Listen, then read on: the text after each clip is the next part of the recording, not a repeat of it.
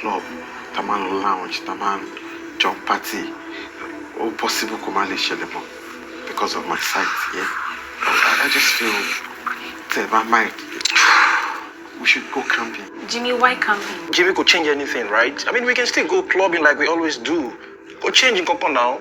Khalid Kolo, sorry. Yeah, I mean, Khalid Padi any. Oh, si gbogbo yẹn bá ṣẹlẹ̀ sọ́rọ̀ ṣe ẹjọ́ wa sọ̀rọ̀ Khalid.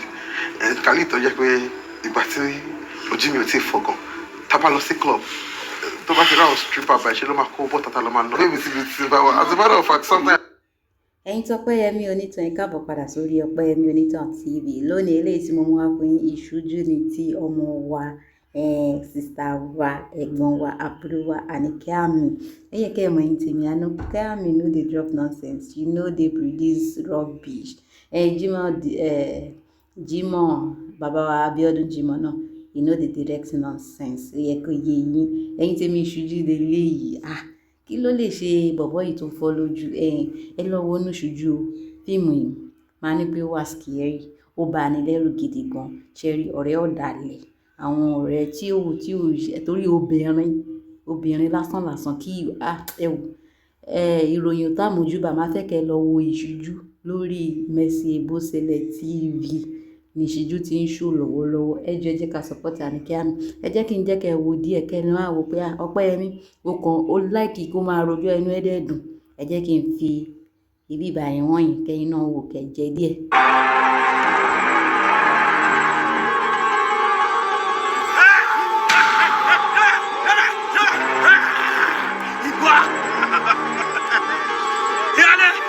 Ọ̀sẹ̀ mi ò sáré lọ.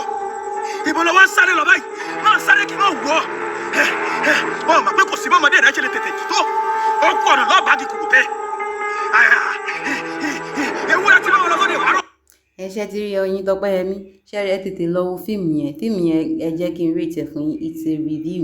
Màá rate ẹ̀ ní let's say 6/10. Ẹ jẹ́ kí bóyá kí n rate ẹ̀ 7/10 torí wípé ó ní ṣe lórí àwọn ọ̀rẹ́ àtọ̀rẹ́.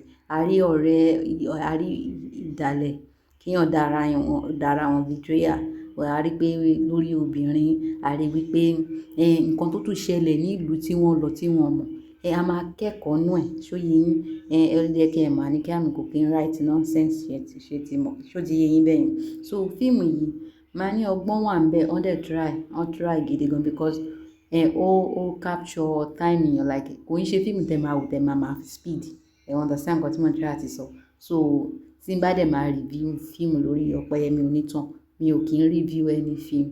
Mi dẹ̀ ní degrade film fún yín ṣó ti yé yín. So ẹ lọ wo, it's actually worth your time. Go and watch it. Ẹ jẹ́ kí n wo díẹ̀ kẹ́ tó lọ máa ẹ mọ̀ pé yẹn ẹ máa farabalẹ̀ wo ilé mi máa ń fẹ́ kí ó gùn jù tí n bá ń review fíìmù fún yín. Ẹ jẹ́ kẹ́ wo ilé sí. My plans mi jẹ́ máa tún àṣírí mi ẹ̀ lẹ́jẹ̀ kí n àti ìyàwó mi kájọ wà kájọ máa gbé àlàáfíà tí mo kọ́ àjọ máa gbé. Ẹni tó fọ́ lójú rèé. So you guys just stay back here with me.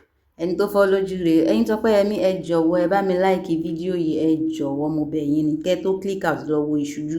Ẹ kọ́kọ́ bá mi like fídíò tó bá jẹ́ gbà àkọ́kọ́ yín lélẹ́yìí ẹ̀yin Tọ́pẹ́yẹmí. Ẹ bá mi subscribe sórí ìkànnì yìí torí wípé ìyẹn ló máa mú mi lára pé ok jẹ́ kí n wá lọ review fáwọn tèmi. So tó bá jẹ́ weekend náà lẹ fẹ́ wo fíìmù, this movie actually worth your time. You won't regret watching it because it's gonna capture your moments and everything. So thank you so much for watching. I will see you next time in my next video. Bye.